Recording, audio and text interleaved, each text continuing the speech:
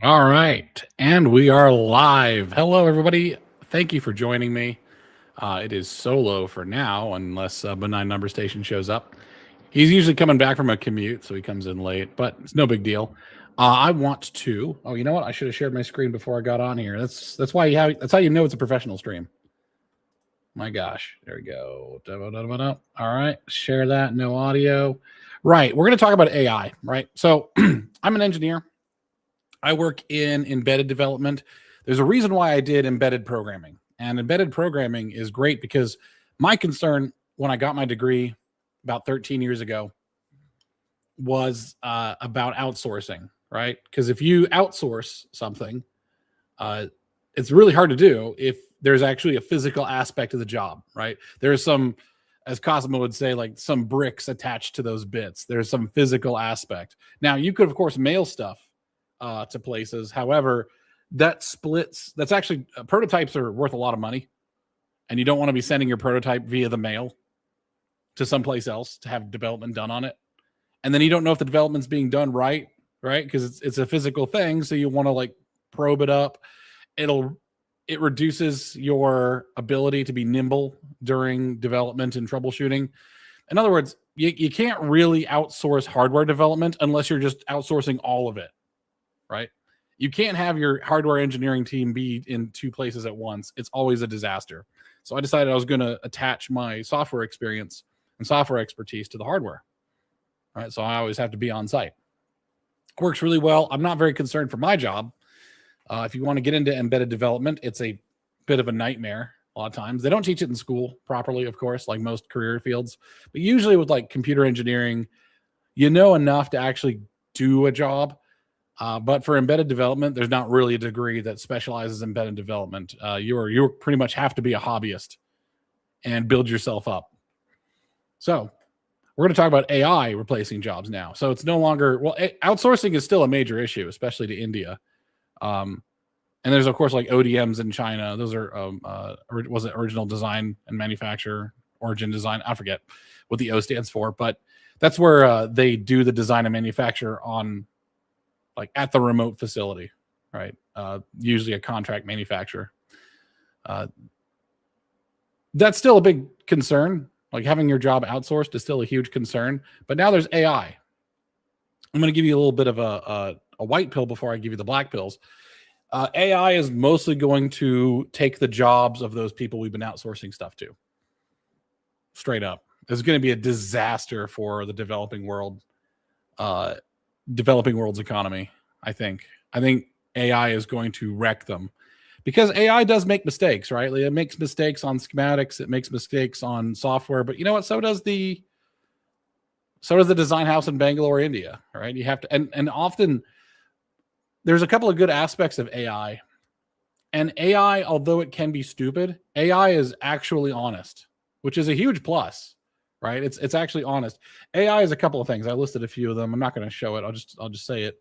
What does an AI do? It searches, it recalls, it synthesizes, so it takes different things and puts them together. But most of all, it obeys. And most of all, it is honest. So often I've seen a lot of design houses in India, they're just bullshitting. Like they don't have it working. They don't have the device working, but they'll tell their prime contractor or their client, no, it's working great. And they'll do some bull shots. You always have to send somebody over there to make sure they're being honest.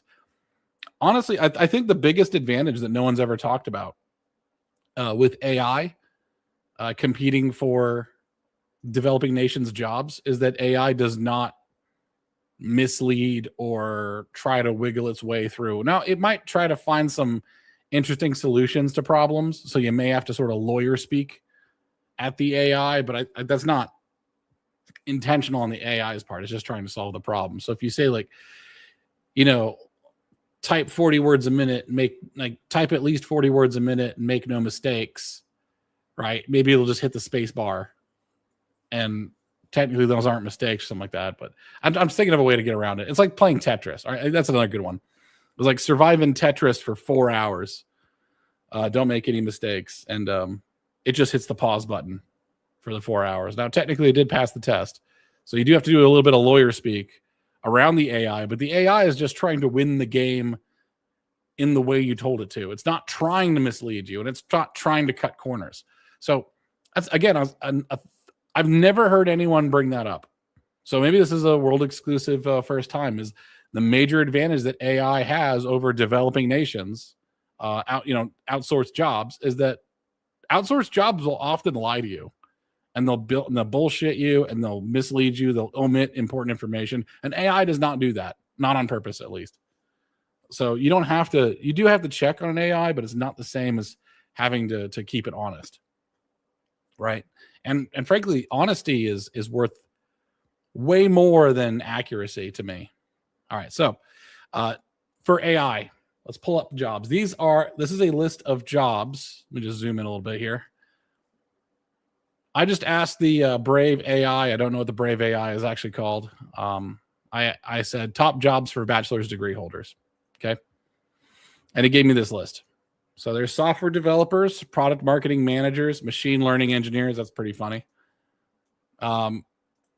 IT security analysts, financial analysts, project managers, data scientists, and registered nurses. Now let's go through these. Okay. So software developers, there's a couple of different types of impact that you're going to see from AI, right? So the first kind of impact is full replacement. That's the one everyone thinks of. Your job is just straight up now an AI. Your boss doesn't talk to an employee, it talks to an AI. The second displacement is that AI automates most of the job. Right? It used to be that word processors were actually people. Like computers used to be people. They would sit there and they would compute. They would have slide rules, and they would do the computations for you. Now, we still have people use computers, but the computers do all that math for us. Same thing with the word processors. Like Microsoft Word replaced a ton of jobs, and it basically made it so that the original author, can now just go straight to published work without having someone do the formatting. Because it used to be that people would use a typewriter. Like I own a typewriter over there. It's actually a pain in the ass to make the typewriter look good because its margins are often off. It's not really designed to be finished work. The line spacing can be off. It's all analog stuff like knobs and ink. So it can look pretty bad sometimes.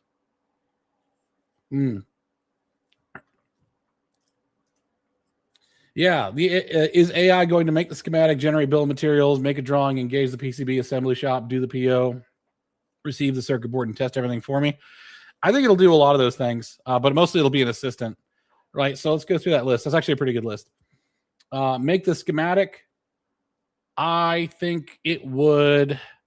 Depends on what you mean by make the schematic. So you could just say like, hey, DigiKey bot, I need a switching power supply, and it'll go through its application notes, and it'll find a switching power supply design and recommend you a couple of things of like, maybe it'll let you choose which base chip you're basing this on, what topology you want for it. But then it just goes and reams it off. And what I call this, this thing is the third type of displacement is that you've got your assistant, right? So your job hasn't been replaced, but now you're more effective. You might be replacing more people, but you also are probably just bringing more features into the company. Is that you would have it take the first hit at the schematic, and you have to review everything. Like that's why engineers are never going to go away, is because there's some engineers that have to review it. But absolutely, it's not going to be a standalone. Full replacement for jobs is actually going to be pretty rare with AI, but it's going to be mostly that you're going to have one person be able to replace what used to be a dozen people. Like, as I said, like there's still people that do math using a computer, but I don't have a room full of, ladies and then, over there who are doing all the calculations for me. So yeah, generate the bill of materials. That's pretty straightforward. In fact, that's already more or less automated once you do the schematic. Especially when it comes to like fetching information, like, I could go over and say like, hey, Grok, find me the cheapest supplier of an, I don't know, LM317 at various volumes, starting at 100 and then 1,000, then 10,000, then a million, right? And it'll go through and it'll check a bunch of different places and find out where it can get it. Yeah, so the bill of materials, not make the drawing. Probably not so much make the drawing. It'll just enhance the engineer who's making the drawing, right? It'll enhance it. I think the most useful thing to be for the enhancement would probably be data recall. So I'm not showing it right now, but I have like a little scratch pad on the side here that tells me all the things that I've identified that AI does. One of them is recall. So recall is really important because if your company has its own AI, you might say like, I want to look at let's say you make knives, you just make switchblade knives at your company. You'd say, look up, like, give me the history of all the switchblade knives that sold well for this demographic. Here's 50 knives that we've designed that worked well with that demographic. Perfect. Make it smaller because we're going to do this towards younger people or South Americans who are smaller in stature. And give me something to start with, and then you start noodling around with the engineering drawing after that. So it goes, instead of like full generation, it goes to tailoring, right? And that's enhancing your job as an engineer. But the recall is like having a secretary, and the generation is like having an apprentice. Engage the PCB assembly shop. Probably there's going to be an AI on the assembly shop side because, like right now, it's a bunch of Chinese people named Charlie and Lucy. As I said, like AI is probably going to replace a lot of developing nations employees more than it's going to hurt Western employees, I think. Like, there's no reason why a Gold Phoenix PCB wouldn't have a customer front end that is AI driven, right? Like there's no reason to have a bunch of people in Bangalore answering queries on Amazon, right? Unless it's a really tough query, like it's going really badly. So and that's already happening. So like customer service and stuff is going away. Receive the card. I think doing the PO is probably going to be pretty easy to automate. Receive the circuit card. That's going to be an enhancement, right? It's going to have every shipping and receiving has like some old dude or old lady who's absolutely crabby. I think what you do is you just end up automating his or her sort of shipping and receiving manifest. So you're just scanning stuff, and then they're just checking it. So at the end of the day, they might just be checking through it. But it's going to automate a lot of the shipping and receiving, I think. And then test everything. It's not going to, and that's the thing. The last bit you said here, test everything. It's absolutely not going to be able to test it. So that's why I'm kind of moving my career towards test engineer rather than development, because I want to learn all about testing and get really good at it. Because testing is the only way to ensure quality. A lot of people say that, oh, there's lots of stuff that we can do to ensure quality from the development. It's like, no, it never works. In my opinion, it never works. You can build quality into your product, sure, but it doesn't ensure quality. What you're doing is you're trying your best and then hoping things turn out. Yeah, exactly. You have to test. And that's going to be a very human thing. That's actually where a lot of the creativity I've found in my career, that's where a lot of the creativity comes from in development. It's not like if you take some software test, like you're trying to apply for some software job, and they give you a test. The test is usually a bunch of shit you're never going to do. Like, oh, we want to see if they can do recursive stuff. We want to see if they can do, pass the function as an argument to itself, or pass the function as an, or take a data stream and abstract it. It's like, no, you'd never fucking do that. Like, you're never going to do recursion. Just use a loop, right? In other words, what I'm saying is like software is not the place where you get creative. Typically, now hardware, you can get creative, right? Testing, you have to get really creative. So yes. Now for me, testing, if it's a large degree of information, like I am taking tons and tons of data, then absolutely my AI assistant would help me build the spreadsheets. So yeah. Yeah, I'm also kind of consider me an electrical engineer that does software.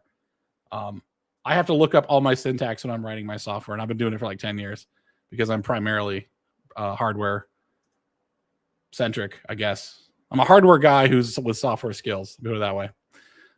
Yes. So over here to this, software developers, a lot of the development is probably going to start getting automated because honestly, software is not that unique. Like I could ask Grok to put together a Bluetooth application for Android. Like I want a button that scans and scans advertisements on Bluetooth Low Energy, and then allows me to pair with the phone and then read its GAT profile. Like just list out the GAT profile. So I've just saved having to install the NRF application. I can change this application however I want. I can make it so that I can enter values, maybe like modify GAT values and then double check it. And I can just vibe code this thing, right? So I could, a lot of the software has already been done. And you're just, that's why recall. Let me see if I can put this on. Oh, man, let me just share my entire, I'll just share my entire screen. How about that? A little easier. Nope, that's not how you do it. Stop screen, share screen, entire screen. Yeah. Screen one, sure. All right, now I can actually drag my stuff over. Yeah, this is because this is kind of important.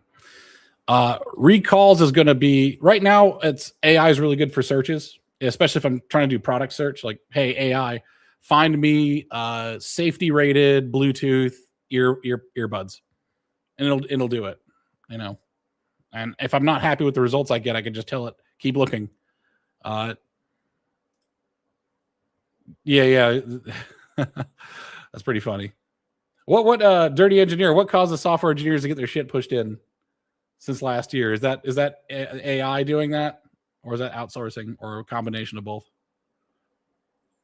Oh yeah, the drinks on the stream are brought to you by $10 liter and a half sparkling wine from Sam's Club. My God, I saw it was $10 for a liter and a half, and it's got a pretty decent ABV. Yeah, it's 11%, so it's not like it's watered down. I'm not trying to like purchase for ABV. That's what I use hard liquor for. But it's an indication that they didn't water it down. I don't know if you can hear that, but yes, proper bubbly wine. So I just cracked one of these open on a Friday. Chill out. If I had guests, I would let them drink it. I'm sure, maybe theoretically, if I had theoretical guests. Anyways, oh shit, I didn't have those on the stage. Goddamn. All right, such a terrible show. Right. AI is really good at searching. AI is not so good at recalling because it doesn't have stuff to recall from, right? Like I said, there's not a knife company that has allowed AI to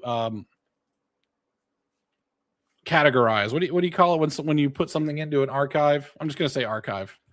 Archival and recall. Yeah, so archival and recall.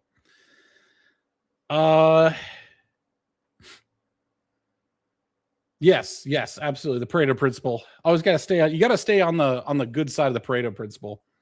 And it's almost like you have to be kind of right on the edge, because if you become too valuable to the company, you end up being their fixer, and that sucks. It's kind of always to be on the top end of the jobbers, in my opinion. Like you could be awesome if when you need to be awesome, I guess. It's like you got to show, like, oh shit, that slacker can absolutely just blow our minds with what he can do once in a while, but that's not what we don't pay him that level, and he doesn't deliver that level most of the time. But he can if he wants to, because it's always nice to have like a pocket a free guy, free hero unit once in a while. That's my opinion. You never want to be the company's hero unit. I've done that for the first 5 years of my career, and it brought me nothing but trouble. Nothing but trouble. I hated being the guy. That sucks. All right, archival and recall. Synthesizes, that's when you start mixing things together. This is pretty much everything that it's called generative. It's not. It's I don't believe that. Philosophically, I don't think that AI is capable of generating new stuff. It only synthesizes, right? It takes things that exist. And by the way, most of art is synthesized. Like almost no art is actually generative. That's why a lot of AI art. That's why a lot of artists are getting their shit pushed in. Because like, no, you're doing like has-been hotel OCs for 12-year-olds. You're not a fucking artist. Like, you're not creative. You're an artist, but you're not creative. You know, you're not because creation means generating, and you're just doing more anime OCs and bullshit.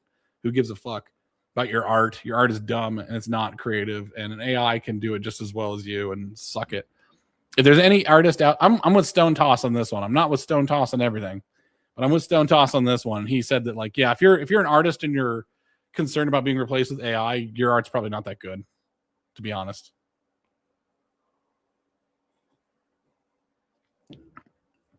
It's like, yes, I'm carrying the flame of human tradition and creativity. I'm carrying the flame of humanity, and I'm also worried about AI taking my job. It's like, make those two things make sense. It doesn't. Obeys. Okay, so an AI obeys and is honest. These two things are really important. This is why these are the two things you can work with, especially if we start getting personal assistant AIs. Like if I was to have the push in my career to do so, I would become a freelancer, and I would have an AI that I'm training. And I guess there's no reason I can't do that now, but I just don't know how. Maybe I should learn. And the AI, I would train it on how to make schematics the way I do, and how to do things the way I do them. The problem is when you become a teacher, you find out how little you actually know and how little you actually have to share.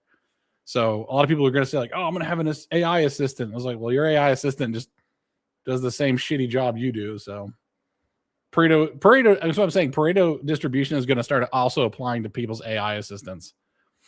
I also think that people are going to have to start having their own AI assistants if they want to be a professional. It's the same thing as having your own apprentice that you keep with you. And if your AI assistant can get gobbled up by your company, that it is essentially your intellectual property. It's like what the brown notebook used to be for engineers and inventors, right? This is your personal sort of diary of work. Like this is you, and you'd guard it just as jealously as we used to do it. Now the laws on patents changed, so people don't use those notebooks anymore. I got in right before the law changed, I think. It was first to invent versus first to file, and in a first to invent environment, you have to prove that you invented it first. Now it's first to file, which I think is actually better. It's like, if you really think this thing is worth it, pay the money to patent it. You know what I mean? You can't just sit on a notebook and be some secret genius who bitches at Whirlpool when they steal your design. It's like, no, you didn't file, so fuck off. Anyways, yes, your AI will be your intellectual property, and it will obey and it will be honest to you. Maybe I'll put the word Here's the problem, is that they're not transparent. I was going to put honest and transparent. AIs are not transparent. That's actually a major weakness of AIs. Because I want an AI to, you can interrogate its thinking, but I don't think you can really like get into debug mode, as far as I know. So you have to ask it how it came up with that. Not a bad thing, I guess, but it's not great. Anyways, and it works in the field of words, images, music, and code. So let's go to these careers. First off, software developers absolutely going to be shitting their pants. They're absolutely going to be shitting their pants, especially the junior guys. Unless my advice to the junior software engineers, by the way, is the same advice I give to everybody. Go do something on your own that's impressive, that shows that you're not replaceable with an AI. Again, like, it sucks to suck, but if you can be replaced with an AI, that means you're not doing well in your career.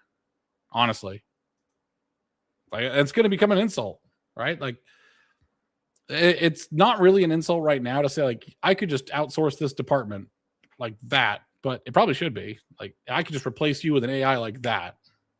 That'd be interesting. Honestly, maybe software development might end up being more of a senior position, right? And your start is actually in testing, like QA, because that's where you learn what good software looks like and what bad software looks like. So honestly, I think that makes more sense. I mean, I don't know what you guys think, but like, wouldn't it make more sense for software developers? There are no junior software developer positions. Like, why are you authoring software? You don't even know anything except what you learned in college and what you did as hobbies, right? So work in QA, work in testing, learn how to be a connoisseur. Like, you would first learn what good wine tastes like before you go and make your own wine. That's all I'm saying, right? So maybe the careers would just start in testing instead of development, which makes sense to me, actually. This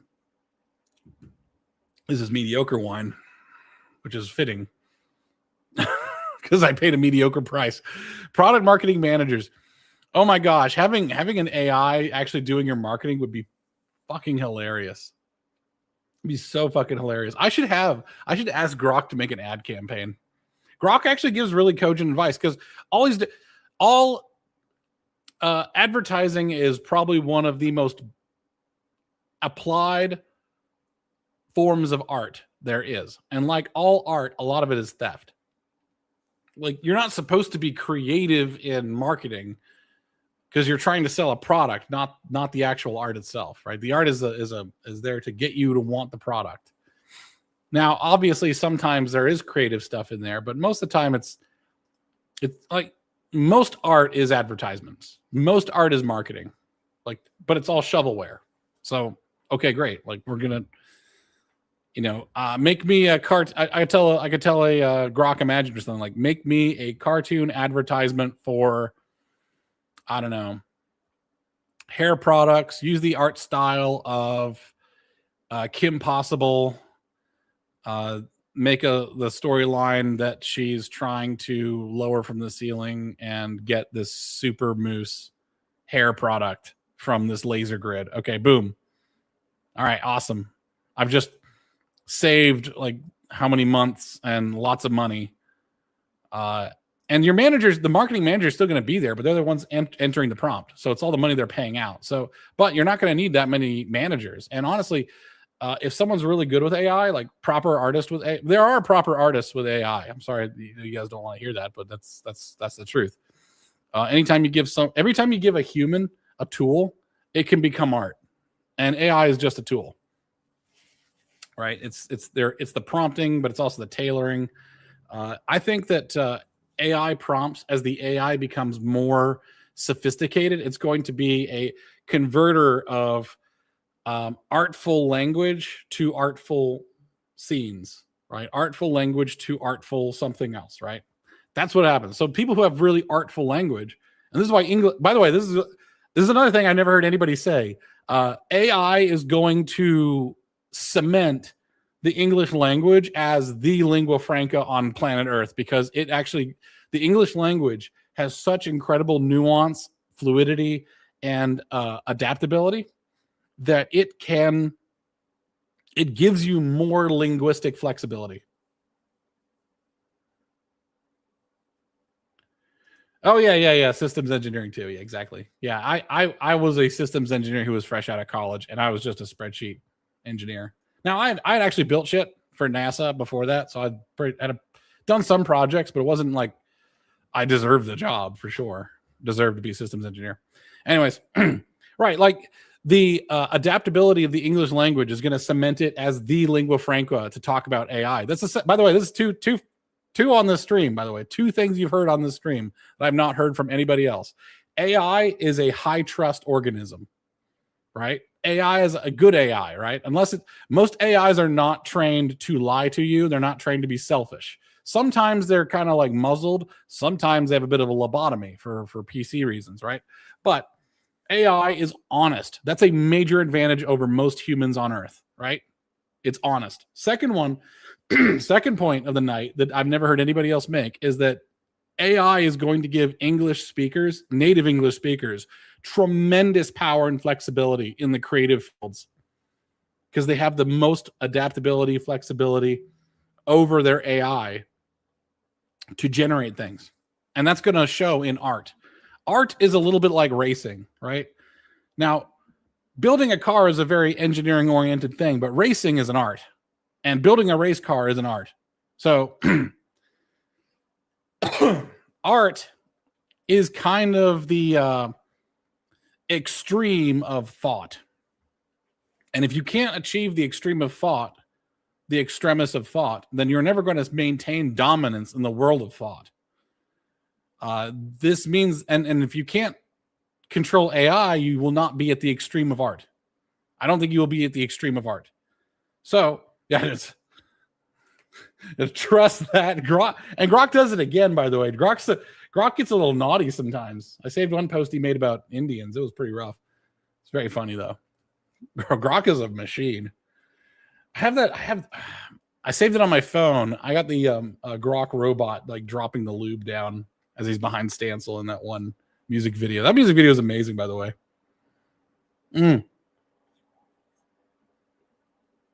Poor Will Stancil. That's so funny. He would put you in a gulag in a minute. I don't actually feel bad about the guy, but yeah. Right. So, Art. English language is going to give native English speakers massive advantages over AI, and therefore massive advantages in the field of art, and therefore massive advantages over the field of ideas. Like, if you take a look at it, Japan's anime art style is not, most of it's not original. Like, most of it comes from just a couple of Japanese artists who the entire industry stands on top of. But that was the extremist they needed. They had a couple of guys who were the absolute heroes, and it has solidified their dominance in both moving pictures and the talkies and manga, right? Like, when I say moving pictures, like movies versus mangas, right? And they have now tremendous artistic dominance. Thank God that Japan's essentially a Western country right now. Like, we wouldn't want that kind of artist ability in the hands of like Iran or something like that, right? I don't need to see third world, developing world, or Russian or even European values in really good art, right? I want art to be from my culture because it strengthens my culture and it weakens everyone else's, and converts them slowly to being into my culture. That's why art is so important. So that's my rant. All that from marketing managers. Machine learning engineers, these are guys who work with AI. I'm sorry, excuse me. IT security analysts. A lot of IT is going to start getting converted over. I was talking with a guy at Happy Hour last Saturday. I should see him again tomorrow. He said that he built an AI. He's a director level at his IT position, at his IT company. He says that he was able to build an AI that replaced his entire company, and he did it in his spare time. And he just boxed it up and just doesn't want to tell anybody. It's like, oh shit. And it didn't say replace the entire company, but it was like it got you 80% there. 80% there. How many jobs, how many salaries, how many people could he just replace with an AI vibe coded application? And the cool thing about the AI is that it's not just software, right? Like, when you write software, it sits there and it needs to be maintained. Well, the thing is, the AI can also sit there and also maintain it. Like, it could just be making GitHub pushes all the while. It gets a complaint, starts the ticket, gets the ticket. All this Jira bullshit probably just be AI, right? It might just be that people who answer Jira tickets are just approving and testing the solution that the AI has come up with, right? The AI has categorized the problem, it has identified the problem, categorized the problem, and really the human intervention will be at the beginning of like, hey, let's have a huddle. I need to talk to the meat machine about this problem to make sure that I properly identified it. Because once I properly identified it, then I can solve it, right? You don't want the machine just cranking on without a human giving it the go-ahead. So machine cranks on, Jira ticket's been categorized, updates are given, software proposals are written. There's some back and forth with the person who reported it. Like, would this address your issue? If I built the software to do this, would that address your issue? They say, yes, I approve. The human engineer who's working on the ticket, who supervises the ticket, says, yes, approve. The fix is made. The fix then needs to get tested. It gets tested by a human. Human says, all right, it's good. Jira ticket done. So software maintenance is going to be a big thing. And that's what IT security analysts are doing. Like, a lot of these updates are security updates, right? All these updates are security updates. I'm going to just check really quick to see if Benign has sent a message or not. I'm kind of doing fine just riffing on my own. I just like to have people in on the conversation because they always brings more dimensions to it. But nope. All right. Just checking. Financial analyst. All right. The entire financial field is fucked, which you're never going to be able to replace Jim Cramer. He's amazing. He's going to be the last. He's going to be the last. Jim Cramer is going to be the last human in that field. You can't replace that man with an AI. Like, you can't. I think the inverse Cramer does better than Pelosi. Let me see this.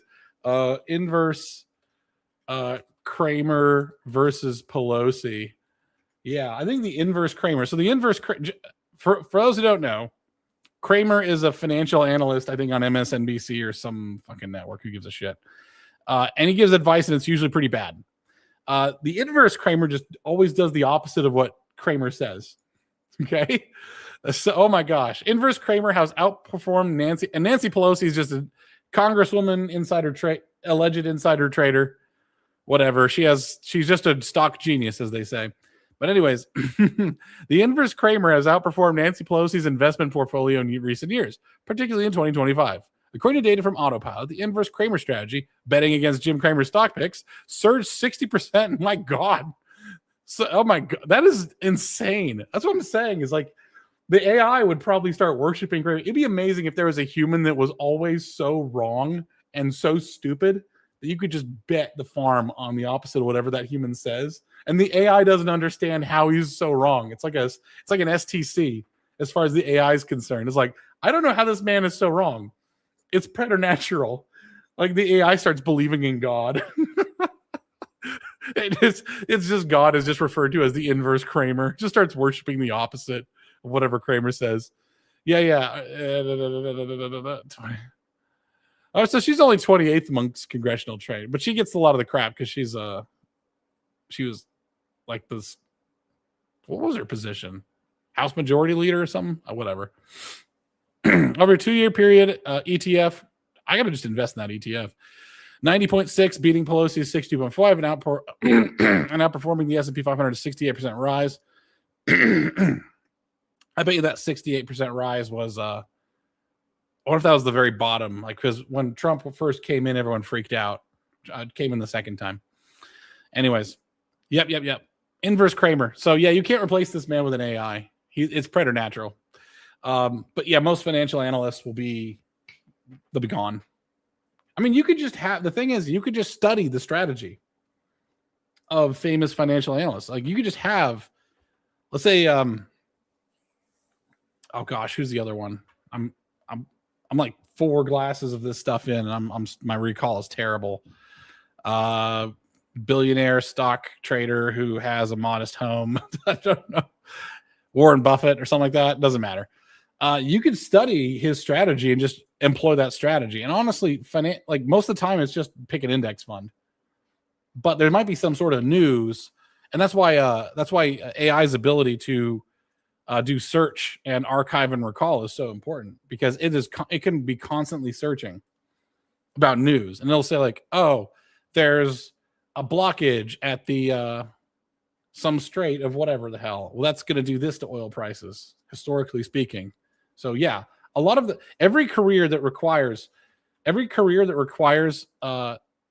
because searching and recall are now automated. Every career that requires you to know current events and recall historical events is fucked. Same thing with careers where you have to recall information, like doctors, like primary care physicians, right? Yeah, so financial analysts are bound. Project managers, that one's probably actually more or less safe, but you're going to need a lot fewer of them. Like a lot fewer of them. I think you can automate a lot. What's probably going to happen is that project managers are going to have better insight into what their employees are doing and into what like progress is. So a lot of the project manager's position, this is I think the third type of disposition of a job, is that you just have an assistant. Like the first disposition of a job is that complete replacement, which is almost not going to happen. Second one is augmentation, where it's like you can fire 90% of your staff or some percentage of your staff because of this new enhancement. All right, that's great. And this one, project managers are probably just going to have a strict enhancement. So no jobs replaced. Their scope of work is probably going to increase, and their ability to do the work is going to increase proportionally. So probably project managers might become more safe because they're doing more of the work with their AI assistants, right? So data scientists are fucked, I think data scientists are fucked.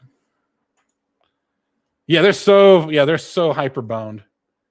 Data scientists are so fucked. I mean, it'd be really interesting to take a bunch of research and ask for the data to get processed in certain ways of like, okay, Here's my plot of, I don't know, light spectra. Okay. All right. Here's my light spectra. Given that this is the equation for Doppler shift in the atmosphere of this light emission, what is the airspeed velocity at that moment? Okay, it's got the airspeed velocity, and given the distribution of it, what is the temperature at that part of the atmosphere? Okay, I've just replaced an undergrad or a graduate student like for 6 months, if I can give it a proper prompt, because that's actually how you use a Fabry-Perot interferometer. Is that it's a remote sensing technique that shoots a beam up, goes in the atmosphere, bounces back. And there's a bunch of different things you get out of it. It's the angle. There's the distance which you receive the beam, which is going to tell you the altitude of what reflected it back, right? So you're exciting it with a laser. You're exciting it maybe with something else. I don't know, maybe a radio. That wouldn't really be a Fabry-Perot interferometer, but it would be something similar in mechanism, right? So the distance away tells you like how high the altitude is. You're also going to get a Doppler shift if there's like wind currents at that altitude. So now you know the drift of whatever that is. And now usually this is the ionosphere. Okay, so you're going to see a shift, a slight shift in terms of spectra, because not all spectra are going to move the same in a Doppler shift. I think I may be getting this wrong. I'm kind of out of my ass right now, but there's ways you can tell the airspeed, and also the distribution, like the fuzziness of what you get back has to do a lot with the temperature at that. So you're able to use a Fabry-Perot interferometer to actually get a lot of information on the atmosphere, and you can of course change the color of the beam to change what you're looking for, right? Like what kind of things are exciting. Let's say you want to excite hydroxyl OH negative, right? Well, that's going to have, you ever seen those bands, those spectral band charts in science class? You could use one of those. When you hit that chemical with that band, you're exciting that specific valence electron, and you can study it. But anyways, I'm giving you a bunch of bullshit here, but the point is there's a shitload of data, and what it comes down to is what's the altitude of that chemical, what's the temperature of that chemical, what's the wind speed of that chemical at that altitude, and like what's the concentration. That's the other one. What's the concentration? Because you're going to get a spread. It's not all going to hit one altitude and then come back and then hit your detector. There's going to be a spread on the detector because your beam's going to go up, and there's going to be a penetration depth. And there's a shitload of math you have to do on that, because every layer that you're getting reflections from, that's less light up to the next layer in the altitude, in the atmosphere, right? So you have to do some math for that. But an AI can do that pretty easily. So yeah, data scientists are fucked, because what we just done is I've replaced probably half a dozen undergrads and 2 grad students and 1 PhD. If I can just do this right. Completely boned. Absolutely boned. Registered nurses, we are going to be stuck with registered nurses. They're going to be enhanced, I think. Like they're going to get enhanced. They're probably going to have more patients. Maybe. Depends on your insurance structure. Insurance rules everything around me, man. IREAM. yeah, instead of cream, it's IREAM. Insurance rules everything around you, and that's going to determine your medical circumstance. But this would allow registered nurses to do more with less. And essentially, they're going to have a pocket Sherlock Holmes in their brain or in their phone, really, to hear your complaints. But honestly, you might not need to go in and see a nurse. That's the thing, is like going in and seeing a person might be a real big escalation. I've dealt with a lot of health issues on my end by just grokking it. Let me pull up my I'm gonna pull it out of this window so you get to see what video games I play. I'm playing the shit out of Stalker Gamma. It's because I hate myself. I'm just kidding. I gotta go to my grok history here.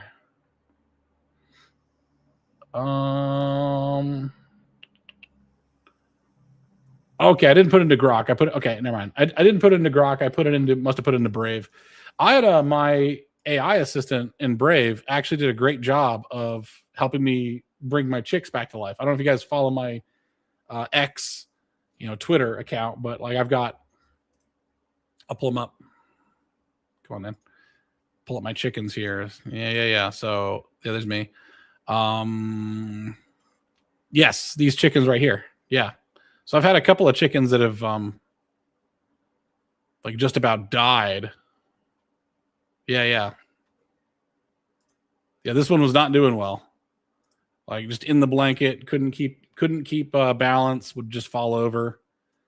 And she was looking like she was gonna die, like real hard. However, the AI assistant, it just told me like all the different causes. It told me 3 different causes: fungal infection, bacterial infection, water in the lungs. Right? It corrected me because I was trying to like give it water or force fluids, and it was like, no, one or 2 drops at a time. I was like, oh shit. Well, okay, that makes sense. That explained the gasping because I'm an idiot and I tried to give it too much. It also said don't give it the do not give it the raw electrolyte solution, which I use. Right? So I watered the electrolyte solution down.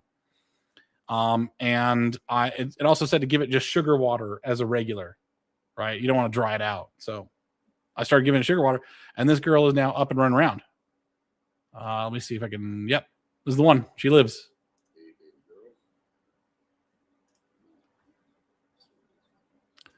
There you go. She's alive thanks to the AI. That will be you. That will be your child. That will be your dog someday, right? Because you replaced your registered nurse rather than calling the hospital and getting someone's opinion. You were able to get everyone's opinion throughout the entire history of opinions on this subject, then pared down into a vetted and well tried and tested set of remedies. Right? Isn't that great? You have access to all the So it doesn't say on here. So jobs most likely to replaced by AI. Yes. All right. So now we're getting to the good stuff. All right. So as I said before, recall and search all fully automated. I might actually add to this list data entry or data management. There we go. Data management. There we go. That's a good one. Yeah. So data management, that's accountants and bookkeepers. There's going to be a lot more AI here. Also, paralegals and legal assistants, that's going to get replaced by AI. Who's document now? The problem with AI is that sometimes AI does lie because it was programmed poorly. It'll start making shit up. You're gonna have to have you might have to have AI check AI, but honestly, what that is to me is a evidence that you're never going to replace expertise completely. You always have to check it. So think of AI less like a professional and more like a data entry assistant. When I was 10 years old, I was entering tax information for my dad, both for accounting information for my dad, both for people's taxes, but also the monthly bookkeeping for the business that he did the accounting for. And then he would check over my work. And sometimes he'd find mistakes. Usually he would just notice things that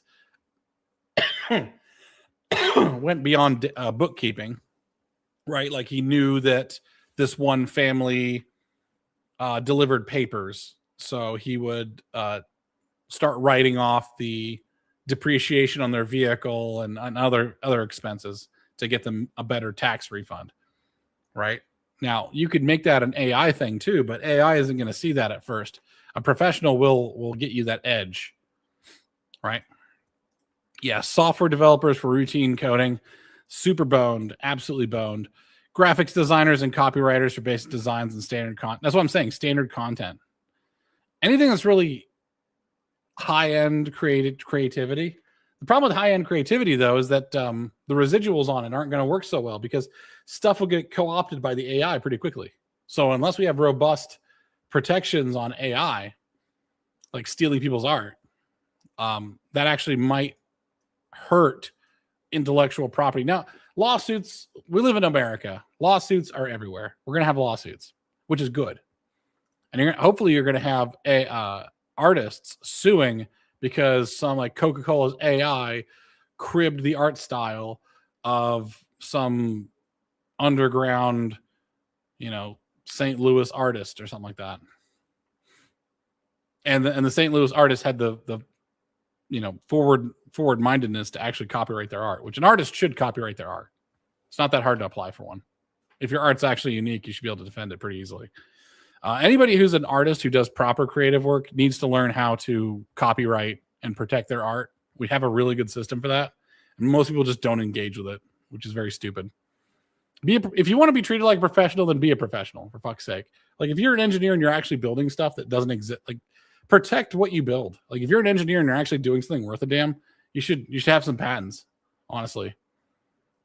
Protect what you've done. Like, and also like put the line in the sand, says like, no, I made this. This is not the state of art. This is my invention. This is not the state of art. This is my invention. Stay away from it. I'm protecting it. You know, people out there don't protect their babies and they wonder why they become whores. And it is what it is. Yep. So there's already a drop in employment. This is probably going to continue. I mean, everybody has the this problem. Like every generation has had this problem. Like the boomers had a lot of immigration into America. Gen X and millennials had a lot of outsourcing. Like I think Gen X was the first one where factory jobs from NAFTA got shipped out of the country, like in mass, like to Mexico and to a lesser extent Canada. That was in 96, I think. It was in the Clinton years. So that was when Gen X was in the job market. Millennials had we had the financial crash and stuff, but like outsourcing had started kind of in the 70s, but really became big, I think, in the 2000s and 2010s, where it's like you have design houses completely like, oh yeah, all of our engineering jobs are in Bangalore. Like if I go over here to the Micron website, like Micron careers.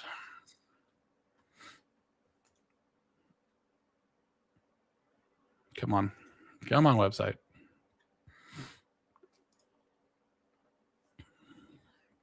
I'm picking on Micron because they had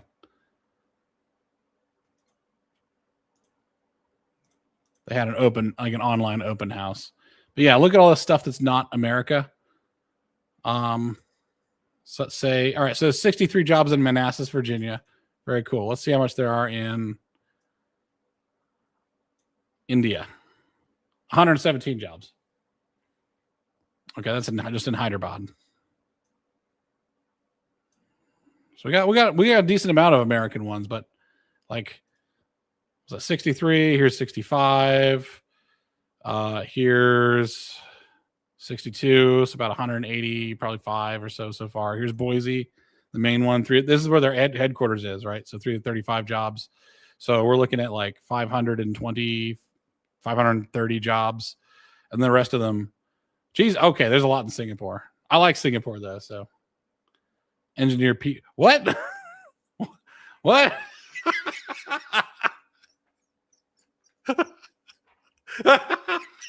That's just really funny to me.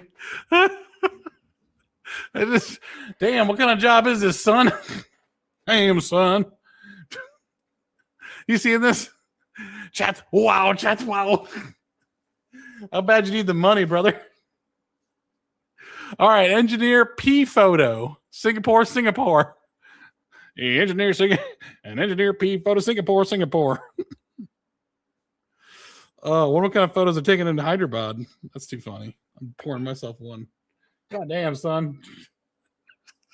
There's P diffusion. That's where you water it down.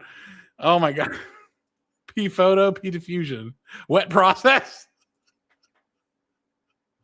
I'm such a child. Take me out and shoot me.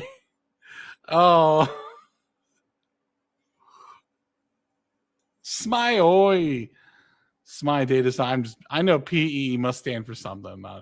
What is it? I don't want to know what it stands for now. Passionate about one thing. Photos of piss. The expertise and relentless pursuit of it. All right, easy now, brother. This is a job, okay? Okay. What does PEE stand for? I need to know. I need to know what it stands for. All right, I'm just going to look up the word P. Excuse me, it looks like you're trying to look up what P is. Do you not know what P is? P dry etch. It's a challenging position. All right. Oh my gosh. What is this? It must be like photo etching something. It doesn't actually say. All right. How about this? All right. Chip making P process. I need to know. I need to know what this is. No, no. This is not. It's not actual piss, brother. So even the AI doesn't know. Urine and no, I'm not doing that. That's not. We're not. Oh my gosh. PEE Tech. Please tell me what this is. It's not. It's not piss. It's not pissing on the chips. I'm telling you. I'm telling you, brave AI. Modeling for UTIs. All right. We don't. Okay. All right. Well, we're not getting answers today. What is even this job? Okay. Bachelor's in engineering and science. No shit. Everyone says strong analytical or logical skills. Isn't this just from a standardized test?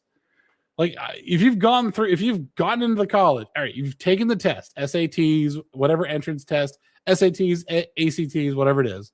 You got into college, you've gone through college, you should fucking know this stuff. Why do they, I mean, maybe that's the state of what we have right now. The state of the students is that they have to say like strong analytical, logical, or critical thinking skills. Like, no, I'm a fucking retard and I don't make any sense and I don't question authority. I don't question anything.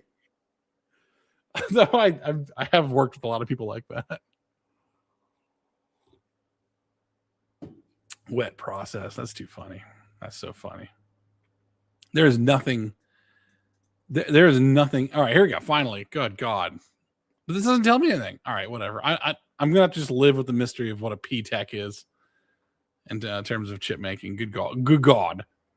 Yeah. So what I'm saying is that out of so many jobs, like half of Micron is done overseas, and that's a company that has a headquarters in Boise, Idaho, right?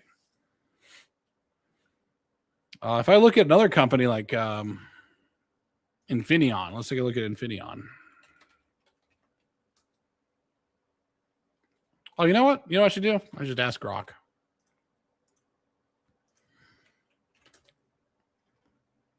For U.S.-based tech firms, what percentage of white-collar workers are overseas? There you go. I'll let him suss out the nuance. That's what I like about AIs now is I don't actually have to be as specific. I could just sort of like vibe my question out and let it interpret it. It's actually a huge. It doesn't sound like a big advantage, but it's actually a huge help that I don't have to fully think out my question. I can just have it take a stab at it and then get back to me because honestly, it's all right. So here's a great thing about AI. All right. Generation is very difficult to do. Now, obviously, it's just doing synthesis, but most of what I say is generation is actually just synthesis. Like, it's hard for me to come up with a let's go back to the knife company, all right? I'm just going to full screen myself here real quick. Let's go back to the knife company, right? The knife company. It's hard to just come up with a knife out of nothing. Just say, like, I'm going to sit here and I'm going to draft the knife. I'm going to design it from scratch. It's actually a lot easier to start with a knife and then start talking about all the things you'd like and don't like about the knife, and then start tailoring the knife to get to where you want to go. That's why when I was a young engineer, the service I used to give to my more senior engineers was I would take a stab at it. I'd take a stab at it and let them pick it apart, which is, by the last stream, I was like picking at Benign Number Station a lot, but that's just what we do. When you generate something, it's so people could pick it apart. And you are supposed to get picked apart. And I was learning a lot from that because all the stuff that they didn't like about it taught me something about engineering. And they really liked it because they didn't have to go through all the trouble of synthesizing, generating, whatever, a design. In other words, what I'm saying is criticism is so much easier than creativity. So if I can allow the AI to take a shot at answering the question, maybe I can find out there's something wrong with my question. Let's see if Grok's done. How do I? Oh, shit. That's not right. There we go. That's what I want. Okay. All right. Yeah. So Amazon is 30% overseas estimated. 45% Microsoft. Over 50%. So 52% for Apple. Yeah. So we're looking at double digits from 27% upwards. That's in 2017. So it probably only got worse. 44% headcount is overseas. Yeah. So a lot of these overseas positions are actually going to get hit pretty hard unless they are strictly manufacturing. How many design, how about this? What share of design engineers are in the USA versus overseas? There you go. Let it ponder that. Yeah, so I'm now being specific to design engineers, right? So, anyways, yes, AI is going to destroy certain industries. We already knew. People like in the medical field, I think you're just going to see fewer people are going to be dependent on the medical industry. I think is what's going to happen because knowledge helps a lot, and like if you're having a problem and you can get an answer from AI that helps you solve the problem at its root, then you don't really need pharmaceuticals to deal with the symptoms. You can just deal with the root of the problem. The medical industry is probably going to only be engaged by people who have had accidents, are neglectful of their health, or are becoming very old, is my guess. Everybody who's more or less able-bodied, able-minded, and able-willed is probably never going to ever go inside of a doctor's office except for their annual checkup.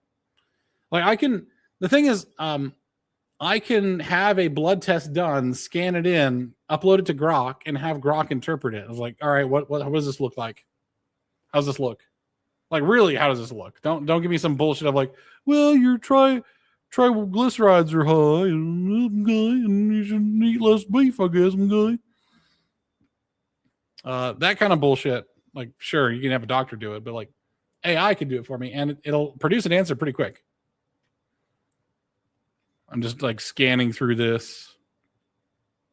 Yeah, double digits, nearly half, 20 to 50%. Yep. India's getting a big bunch of it. Right. Canada's getting some of it. UK's getting a bit of it.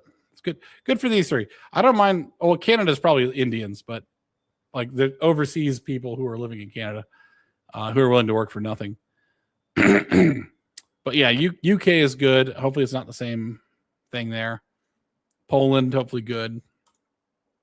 The thing is, I want quality in my design houses. I don't want products sneezed out anymore. It gets very tiring.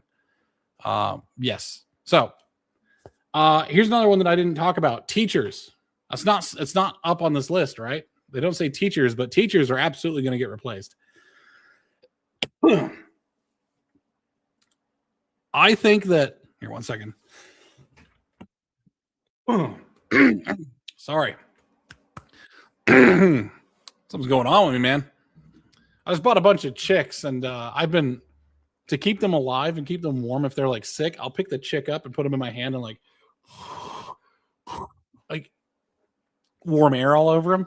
And I think I just inhaled like a bunch of chick feathers or something, or like whatever dust and dander. I mean, everyone's alive and everyone's doing okay. I got one that's resting. Like this chick was just laid flat out, legs out behind the poor girl, and would just look like she was dying. Now she was responsive. I picked her up and she started freaking out, but that she's at the end of a rope. Like she's just running on adrenaline at that point. Like adrenaline is the fumes of the system. So I brought her out and put her in the hospital box, which has like a good heater. It's remote, so if they have a disease, they don't spread it. Has clean water. I mean, all the water's clean, but it's like this water is also fortified with electrolytes and sugar, and I can just monitor them more carefully. Also, if a chick starts like getting sick, all the other chickens will start killing the chick. I mean, chickens. Like all the other chicks will instinctually murder the sick chick to kill it before its disease gets worse and kills everyone. It's kind of a horrible math. It's the calculus of chickens, but that's how it is. All right. Teachers. Today's subject is slavery. I'm just kidding. Teachers, wouldn't it be amazing if you could homeschool your kids, but you'd have an AI assistant report to you, the parent? No, I get this. Okay. First off, almost all of teaching is repetition. So bring back my list of AI functions. Okay. It's just archive and recall, right? Imagine if it's teaching your child how to read, audio, visual, everything. I mean, the cool thing is that AI is driven by written prompts. So if your child wants to make Peter Rabbit, skip through the meadow with blue flowers in his hair, then they have to write that in the prompt, right? So it's very cool. They might be able to say it too, because AI can interpret audio. So you have full engagement. Imagine, and guess what I'm saying is, like, imagine if that iPad that you handed to your child was actually this iPad that had a personality and a name, and it would work with your child to generate things. Like the pad that you give your child is not just some YouTube machine full of bullshit. It's like called Mother Goose. It assumes this very kindly old Scottish woman. I mean, think about like Robin Williams from Mrs. Doubtfire, right? You got a kindly Scottish woman saying, "Oh dear, hello. I think we're going to go on a nice adventure today. Would you like to go to the garden or the beach?" Sort of thing. It's like, okay, we're going to go to the beach. I was like, "Oh, what wonderful shells we found on the beach. Which shell is your favorite? Which color shell do you like the most?" It's just basic stuff. However, it starts going and going and going. It'd be really funny if you just had an angry Scottish person by the time you get to like calculus. But yes, you can learn everything from archival and recall from this AI. But the cool thing is it'll also data manage and it'll give you a summary. So as a parent, this kindly AI would give you reports on your child's development. It's like recognizing colors, going very well. Okay. It's able to identify all these colors. It understands your child understands the concept of mixed colors, orange and green and purple, right? It understands those. It understands, your child understands. I keep saying it, but that's how your AI would probably think of your child, as like an it. And it would actually take in the data. This is something that I've only dreamed of, is that it would understand how long it would take for your child to recognize things. It might be able to diagnose dyslexia. It might be able to diagnose all sorts of things that might be happening with your child and be like, "Oh yes, your child has mild dyslexia. I put a couple letters that look the same, or I use different fonts to say the same letter, and your child had a lot of trouble with it. And the trouble is consistent with dyslexia. So you might have dyslexia. It might have also just identify your child as just has poor eyesight, right? Because also the tablet has a camera on it, right? So it's like, okay, point me to the garden, and like, I'm gonna take a picture. Click. What do you see in the garden? I was like, kids like, I don't see anything. Like, I look out there and it's all blurry. It's like, it doesn't look like the screen. Oh, you might need glasses, love. And it's like, okay, now the parent knows. In other words, you'd actually have a teacher who tells you what the fuck's going on with your kid, other than, "Oh, I don't like them," or, "Oh, they got a bad grade." It's like, bad grade how? Like, what do you want me to do? "Well, they need to study more." I was like, what the fuck does that tell me? Study what? What do you want me to study? Spelling what? What's the problem with the spelling? Like, in other words, like, tell me what I need to help give me a list. Imagine if the AI said, "Hey, these are some words that your child is struggling with. Focus on these words, like brethren, children." Like, it doesn't, the whole something and then ren doesn't work well. Try to think of what I had issues with when I was a kid. But like, every kid's issues are pretty particular. And it would be nice for a parent to know that, right? Again, here's the honest part. There's like a lot of teachers are pretty dishonest. They'll straight up hide shit from the parents or not care, like disobedient. They just don't care about the kid. Honestly, I think the AI would probably love your child more than most teachers do. I don't like a lot of teachers. I had some great teachers, and they were very few and far between. And I think that's the common story for most people, is they like, "Oh yeah, school sucked, but I had one great teacher." It's like, imagine if all of your teachers were that one great teacher. school wouldn't suck so much. You might actually give a shit. You know what I mean? Yeah. So, anyways, teaching would probably be replaced almost entirely by a competent AI. And the great thing about a competent AI is that it's copy paste. Like once you've made that into a product, you can just copy paste it and give it to somebody. It's like download it. We've made the ultimate AI teacher, right? And we've got all these modules the AI can teach, but honestly, the actual subject matter of the classes is not that difficult for an AI to learn, right? I mean, what's the hardest thing you're going to learn in school? Probably be organic chemistry. I mean, we already got AI doing like professional people's jobs already, like or supplementing it. So what I'm saying is that like teaching would be a natural fit for AI. It also could be your kid's lifelong AI. They might like it. It's like an old cartoon they used to watch. It's like their own personal Mr. Rogers. All right. What other things are getting replaced with AI? All right. So let's go to the next big one, right? Honestly,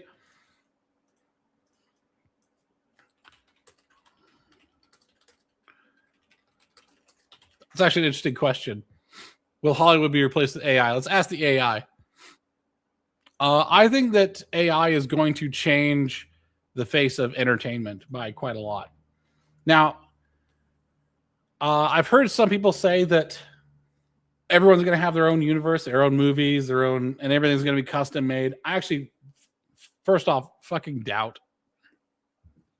People are not that creative.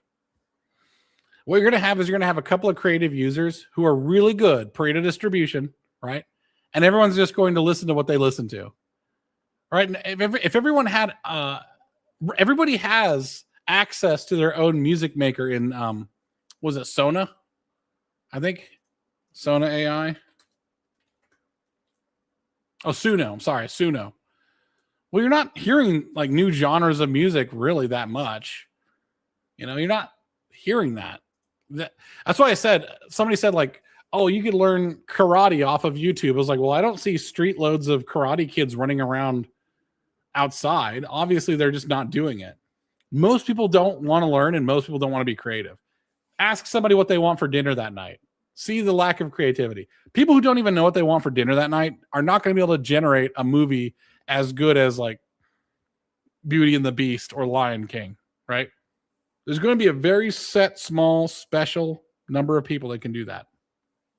And they will still control the industry. It's going to be a lot more like Kane Pixels with the Backrooms. Now, he's lost relevance because he's been caught up with Hollywood since the strikes and COVID bullshit. That's on him. It sucks to be him.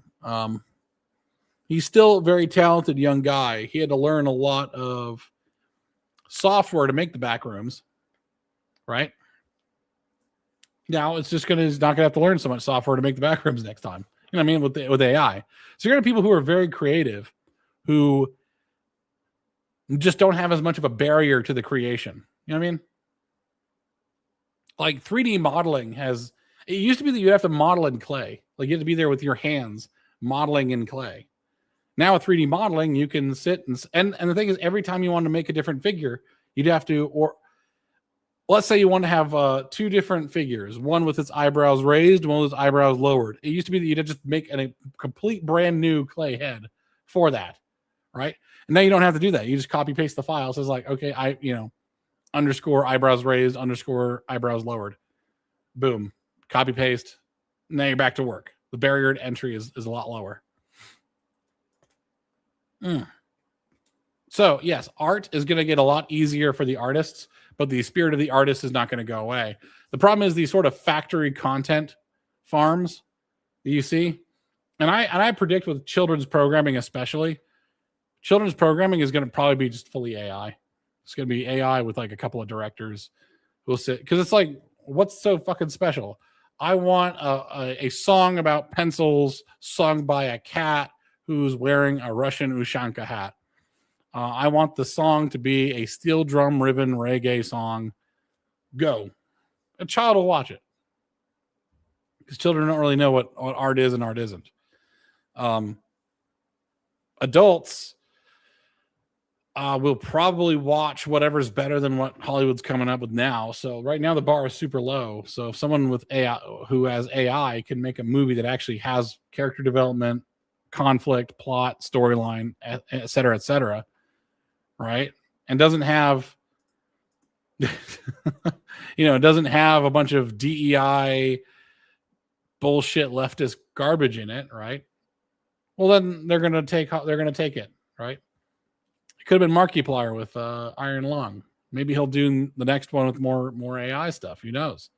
If it's good, people will watch it. It doesn't matter how they make it. Yeah, AI won't replace your girlfriend bitching you.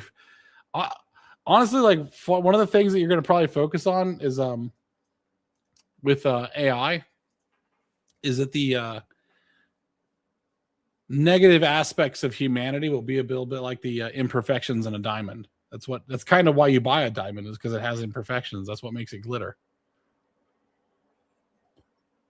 It's actually not a bad analogy because there are lab grown diamonds and people tend not to like them very much. It's nice to know something's natural. So if you just fully synthesize, make fully synthetic that which is synthetic, the water that is hot is now boiling hot. The water that is cold is now ice cold. And you get to enjoy the opposites, right? In other words, I think it's going to make more room for humanity. I see a lot of people are yearning for like the 90s of like, this is when things were awesome. They were awesome, sure, but like the 90s was fake as fuck. Like there was very little actual humanity involved. It was very curated. It was very I would say it was very productized. It would be nice to know that all the products are actually just genuinely fake. And it was good at pretending to be genuine. When people look at videos of like, oh, these are the 90s artists, they'll say like, wow, that was some real times, man. Those are super real. It's like those are pretty fake times too.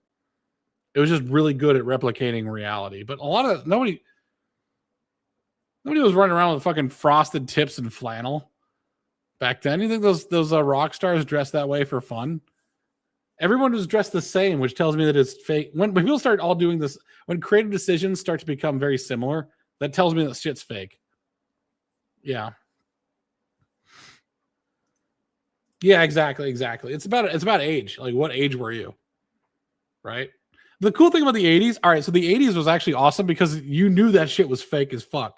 Like, you knew that He-Man was just trying to sell you action figures, and you were like, yes, please. That's what I want. I want the authenticity of the artificial culture is that it just tells you, hey, this is fun artificial bullshit.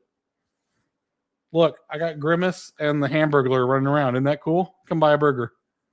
It's not like the sort of millennial stuff. It's like, hey guys, this is farm to table, genuine, authentic, fair trade, organic. No, I was like, fuck off. I want my factory burger. Suck my dick. Yeah, 80s was so over the top. That's kind of what we're returning to, I think. And I don't want a weird replica of authenticity from my Corpo slop. I love slop, okay? Anybody who doesn't like slop is a fucking liar. Slop feels good. It's the dopamine. All right? You want something that's like refined. I guarantee you're going to walk away hungry. All right? Slop is armies run on slop. Nations run on slop. Okay? I'm talking like Dunkin' Donuts black coffee. I don't need some artisanal espresso every goddamn day. But what it does is the slop makes the artisanal espresso that you have on that Saturday when you're taking your day off, makes it that much more special. Give me the fake world. Give me the fake fucking world every fucking day. I want that fake shit. I want it to feel good. I want to plug into the pod 5 days a week because that's the life I'm living. I'm living pod life because those last 2 days are going to be great. You know what happens? By the way, if you live all 7 days of the week in the authentic world, if you live all 7 days of the week in the authentic world, you start to want the slop. It's like if you're a strict Christian your entire life and you never broke the rules, those people are fucking unhinged. They 9 out of 10 of them, never broke the rules. They're always like being on their best behavior, church behavior all times. They actually lose their shit at some point. There's a reason for that. Not enough slop. Get the slop. Yeah. I'm here listening to my slop music. My world is slop. What's that? I'm slopple, doppel, deep, opple, doppel, doppel, deep, opple. You know, my girlfriend slop, my car is slop. Give me the slop, because the slop makes the real shit feel better. Ah, oh, a breath of fresh air. There we go. This is real. If the fucking he didn't have a name officially, but Jack from Fight Club, like Edward Norton's character from Fight Club, if he would just go out into the countryside on the weekend like on a Saturday to like a actual vineyard, like a genuine place where people are farming and living real life. He just did that one day a week. He wouldn't have started the Fight Club. He'd have been like, "Oh, this is my outlet." A lot of us have to deal with the bullshit. That's kind of just, unfortunately, just man's curse, is that we are kind of attracted to the bullshit, and we do really well with the bullshit. We don't have as many mental problems as the ladies do, for sure, in bullshit world. We want authenticity, but we kind of want authenticity more for other people than for ourselves. We want to get back into our bullshit. Like, yeah, that's what I'm saying. It's like 80s is top Americanism. Trump is 100% 80s. Trump is kind of America wanting to get back on its bullshit of like, you know what? The world that we made for ourselves in our own imagination from our stupid 80s action movies, let's just make that a reality. Let's just steal a president of a communist nation in the cover of night. Let's go through Ayatollahs faster. Trying to go with a joke. Let's go through Ayatollahs faster than like IPAs in 2010, right? Like, which the popular IPAs. Let's go through Ayatollahs faster than Leonardo DiCaprio goes through Girlfriends, right? Let's just do that. Just blow them all up. I think one's in a coma right now with like a leg missing. He's gonna be Robo Ayatollah. Yeah, hell yeah, brother. It's like, do what you got to do, man. Do what you got to do. Yeah, I'm ranting a whole lot about nothing. But what I'm saying is that there's optimism in the slop world, in the AI world. You try to take away a man's slop, and you kind of take away his you take away a lot of the romanticism of what a man is. I think, like, we all see this Ryan Gosling stuff, laying in the snow, or picking up the flower in the desert in Blade Runner 2049, and living in a world where you are a cog, you are a utility, you work your ass off, kind of actually does attract men for some reason for a time in their life. And I think it's because you're part of a big machine. Like, we all dream of being part of the Imperium, where we're just another grunt, and we eat the paste, and we clean our weapon at all times. We're always drilling, we're always working. And we won't make personally, individually, we won't make that much of an impact, but we're all together making some impact. That's kind of attracts us. I don't think it's going to go away. I think the AI stuff is probably. By the way, this is I miss Luna. I miss having her on the show, but I can't have someone who just hates an immutable aspect of men. And that immutable aspect of men is that we men fall in love with objects. And I say fall in love is, it's like there's a scene of Hank Hill, his truck dying, and you see him actually crying about it, and his wife doesn't know what to do. She's like, I'm confused. Is this about us? Is this about something else? Like, no, it's just about his truck. His truck is dying, and he can't stop it from dying, and it's been with him for years, and he's so sad that part of his life. There's the one guy with the spool of wire. Do you guys remember that guy with the spool of wire? Like, his wife is like, you're supposed to be inside working. Why aren't you working? And he's just there with a spool of wire. It's like, man, when I was a young man, I bought this spool and it was full. And, I'm an old man now and I see the spools running empty. It's like, yes, I could see men actually getting attached to their like AI assistant, through working with it for so many years, Yeah, I agree with you on that one. I agree with you. The internet also is a very masculine space.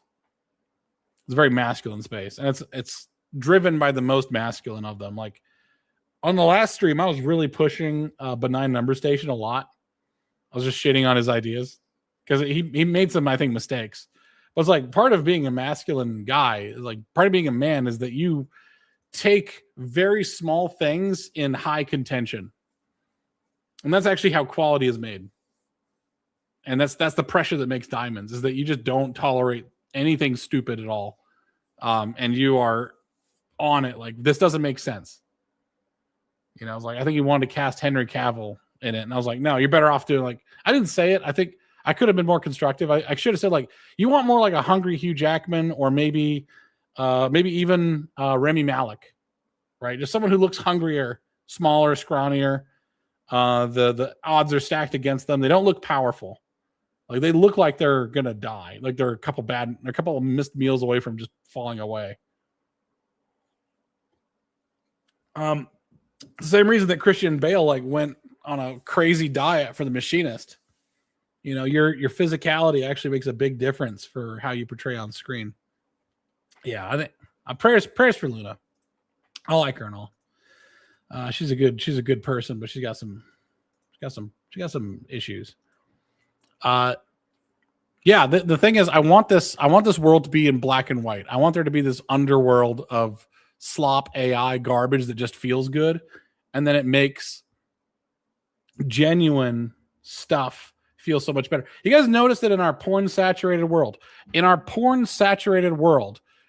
e-girl saturated world, with our bullshit saturated world, a Japanese girl making a funny face, or a figure skater being kind of just like fun and patriotic, just feels so much better. Like, these people used to be a dime a dozen back in the day, but now they're like precious. You know what I mean? I guess what I'm saying is that times of scarcity make you grateful. Yeah, times of scarcity give you gratitude, because you understand the real weight of decency, the basic decency. I think a lot of Christians would actually be better off if they had to spend some time in really evil areas where Christian values are not the norm. Like, you'd start to appreciate your religion a lot more.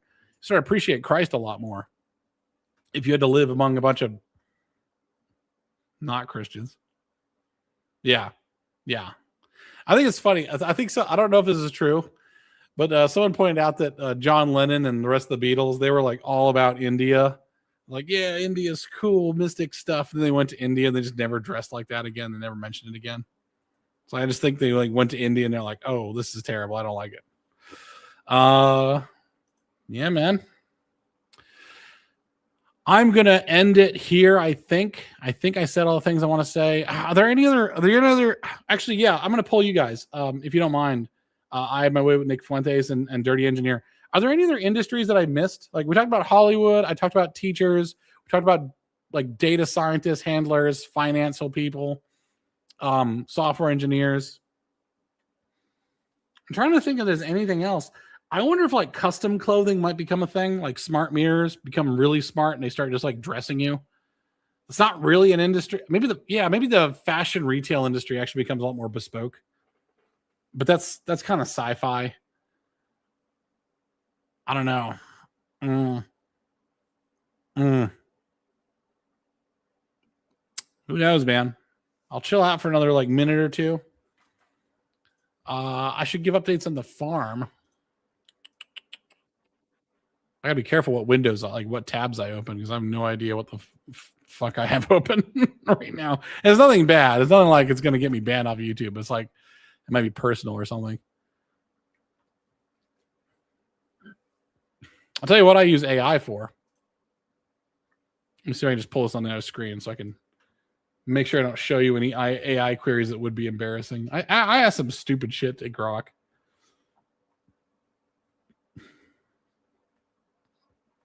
Oh yeah, that's right. I did Genesis and Ebonics. That was pretty funny.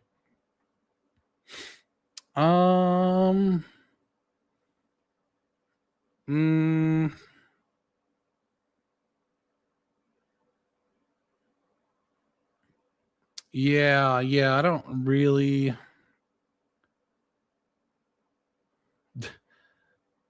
A lot of these, unfortunately, the Grok ones are kind of like peppered with me trying to figure out what the hell this internet slang is or what internet beefs I missed. It is not on screen at the moment, so you guys won't be able to see it. It's a lot of bullshit here. Yeah, I actually use Grok as a personal shopper a lot. Fuck Windows. Yeah.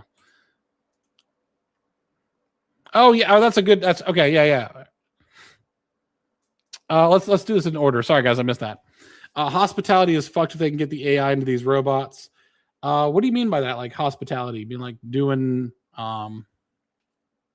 like changing bedding in hotels and stuff, or do you mean like waitressing or something like that? I didn't even have the window showing. Yeah, here's my I use AI as a personal shopper actually. It's like getting recommended Bluetooth headphones that are good for firing guns. I think all right. So I said before the insurance rules everything around you. I don't think that I don't think that I'll put it this way. If there is a major insurance premium on an accident, they're never going to not have a human on board.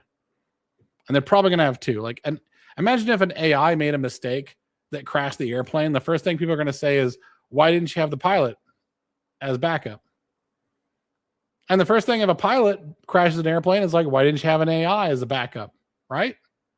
Right? Like, people are going to want more assurance, not less. They're not going to want to, if you say like, hey, I've got this one safe alternative and this other safe alternative, people are just going to ask for both. So truckers, like most trucking companies, are a few accidents away from insolvency. Like they're not able to deal with lots of this crazy shit. That's why a lot of these illegals who are driving trucks are part of shell companies. Yeah. Yeah, a lot of these people who are driving trucks illegally are part of shell companies, which limits the liability of it. So and they're not insured. It's just all legal as fuck. Right. But yes, like I think it's going to be good job security if you are valuable and your liability is extremely high in case of a mistake. They're probably just going to have both of you on there. I mean, they already have autopilot on airplanes, right? For commercial airplanes. They're going to want to have a human pilot sitting there just to make sure things are okay. Now, do these autopilots and human pilots disagree sometimes to disastrous effect? Absolutely. There's a great example of a French aircraft. French pilots, right? And they were fighting with the autopilot, and it caused them to stall. Like, well, that's solvable. That's a technical problem. That's a training problem. Solvable, right? Yes, the hotel workers in general. We might see a lot of stuff being automated, especially if there's the humanoid robots that are capable of complex action.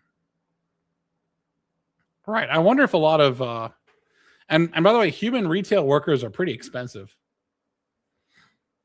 Human retail workers are actually pretty expensive. Like if I were to ask Grok, yeah, let's go ask Grok here. What is the estimated cost of a retail worker per year?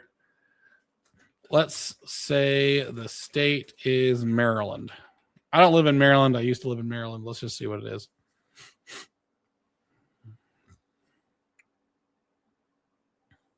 All right. Okay, it's going through. Look at all the research it gets doing, by the way. Every one of those links would probably be 10, 15 minutes for you to look through, and it's just doing it so fast. It's so great. Yeah, I think a lot of university is going to get downsized, to be honest.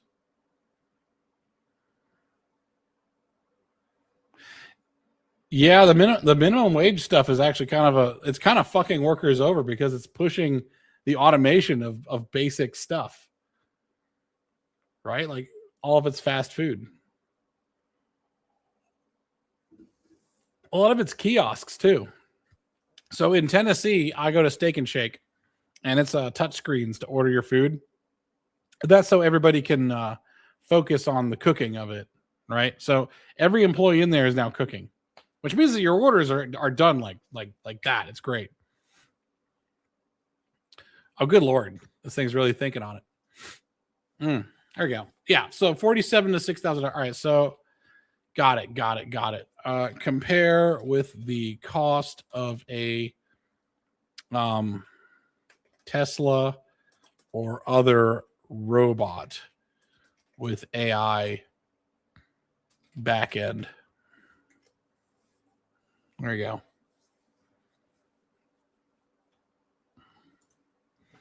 Yeah, so in other words, stuff that you can get away with screwing up, like you screw up a fast food order, it's not a big deal. You screw up a steep embankment, or you screw up a landing, and you've just blown up millions of dollars worth of shit and gotten a ton of bad publicity, right? So, yeah, I think me and a friend are going to start working on agriculture. I'm trying to get a job in test engineering because right now my job is to put out fires, so I have either tons of spare time or no spare time, so it's impossible for me to actually plan my life at all. So I could be working fewer hours per week than most people, but I don't get to really do anything with those hours except for just recover from my last burnout. So I'm trying to, and I want to work on farm, like doing the farm engineer stuff again. But we'll get there. Yes. All right. So annual cost of a retail worker in Maryland. Okay.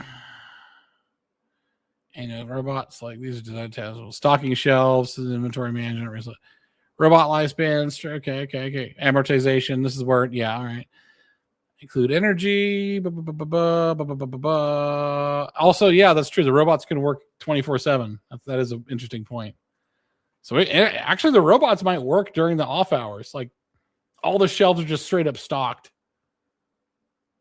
during the off hours, and then you come in and shop. That's all over.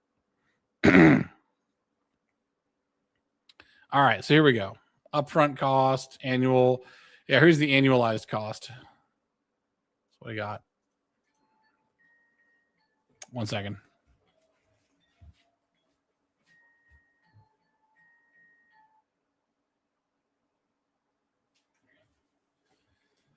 It's my nephew calling me.